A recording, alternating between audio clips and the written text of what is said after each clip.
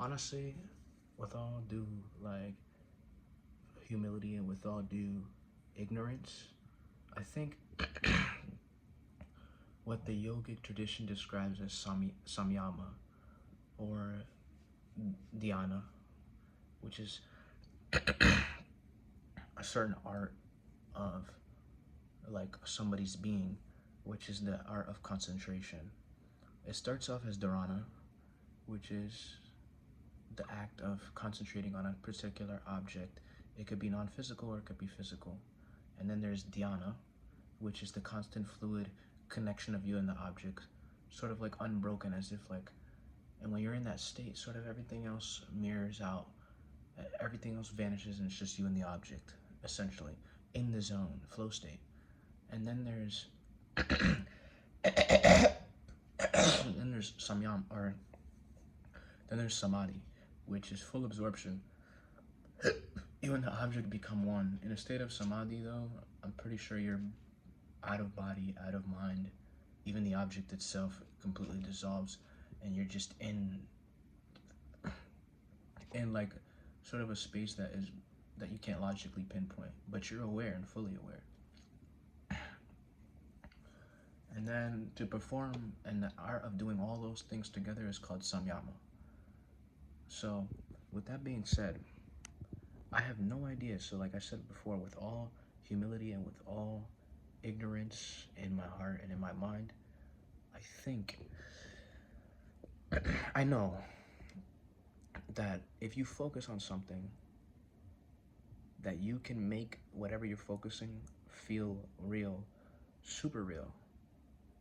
And I've had moments of this sort of semi-conscious moments where I'm not actively trying to focus on something and cultivate a certain emotion. I just did it out of nowhere. So for example, when I was running on a treadmill in Florida, I just started believing like in myself, and I ended up running at a super fast pace. And honestly, if I kept running, which I didn't, I stopped at like 2 miles. But if I kept running, I probably could have ran like 5 miles, like with that amount of space, because of the sort of mindset that I got into. It sort of like transforms you. Same thing for somebody who wants to be anything in life. They sort of have to have a full, one-pointed attention through through and through, to the point where nothing can, anything that pops up does not take it off its path. It's just boom. So even if you hit a wall, you take yourself and you keep going. Quote unquote wall. I mean like a physical wall. But to you, there's no such thing as a wall. It's only you and the object. Basically in a constant state of dhyana with your goal, where you and the goal have become sort of one. So if you were to make a thought in your mind about a particular goal, and you were to have that heightened state of consciousness, the heightened state of awareness, where everything else vanishes. So what's for dinner? I'm hungry, my back hurts, the air in here's not right, I have an itch on my face, all that shit, I'm not sitting right, I'm burping, all that shit disappears, and it's just you and the object at one. And more often than not, the desire itself, but the desire of, but what's it like to be the thing? And if you can concentrate on what it's like to be the thing, then over time, if you have an unbroken concentration, you become the thing. Now, in terms of its physical manifestation, I have no fucking idea. I legit have no idea how the physical manifestation works of anything. But I know that experientially, you can create something very powerful. You can make yourself a blissful success without ever physically grabbing money or your endeavor, without ever physically touching it. You can almost physically touch it with your mind. That's how strong your mind can be, as if you're physically touching it. And like with anything in life, it's a muscle and it needs to be practiced. If you don't practice it consistently, then you never really see gains. It's like if you go to the gym and you lift weights for one day and then you don't lift weights for a week. You're not gonna make much progress, if any progress at all. But if you lift a little bit of weights, even 15 minutes, and you do it every single day, then you'll make more progress than going to the gym one time hard every week. You'll make more progress if you're consistent, and depending on the way you hit the muscle, so, and the way you work out, it's different. If you just go hard, really hard for 1 week, you're not going to get much out of it. You'll get something, but you won't get the best. So, same thing with the mind. If you learn how to use the power of thought and the power of your emotion, which is not life, but they're tools for life, then the power you have could be tremendous. Then the power you have can be, my bad, the reason I keep doing that is because somebody keeps coughing every time I'm talking, if you heard it. But the power you have could be tremendous. But if you pay attention to your daily life, you're going through life, so many different things you're concentrating on with your thought and your emotion. Oh, let me do this. Oh, let me do this. Oh, let me do this. Oh, let me do this. Oh, let me do this. Oh, let me do this. It's almost as if there's no spot where you have a prolonged period of concentration on something that you specifically choose to concentrate on. And it could be fucking anything. It could be just staring at this fucking flash drive shit. That's it. Just staring at this. And this is just what you choose to concentrate. And you unbreak that concentration for 15 minutes. That is building the concentration muscle. Now do that with a specific endeavor and embody the endeavor for a prolonged period of time. And you'll build it and build it and build it and build it. And then I haven't grasped this that much, but according to said guru, and I really take his word for a lot of things, that in sleep, and I learned this from Neville Goddard as well, that before you sleep is a very good time or a great tool to incubate stuff.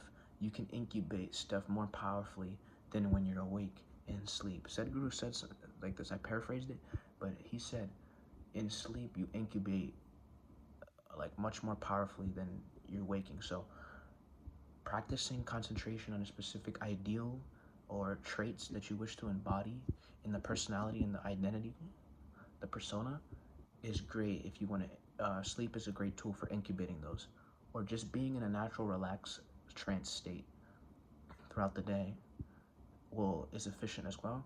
But then also being in a right before sleep.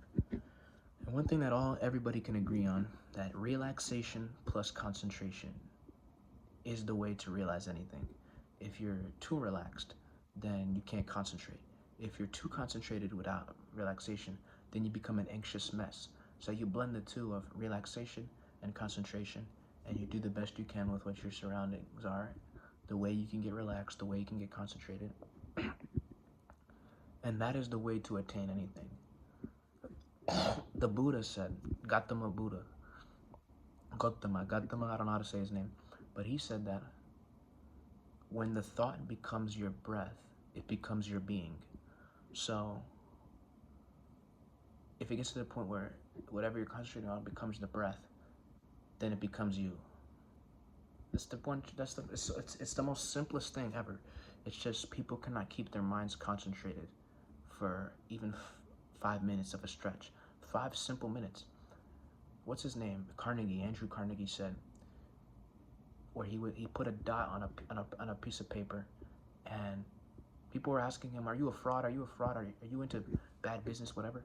And then he gave him an experiment where he had a piece of paper and he told the reporters, "I want you to concentrate on this dot for 5 minutes at a time."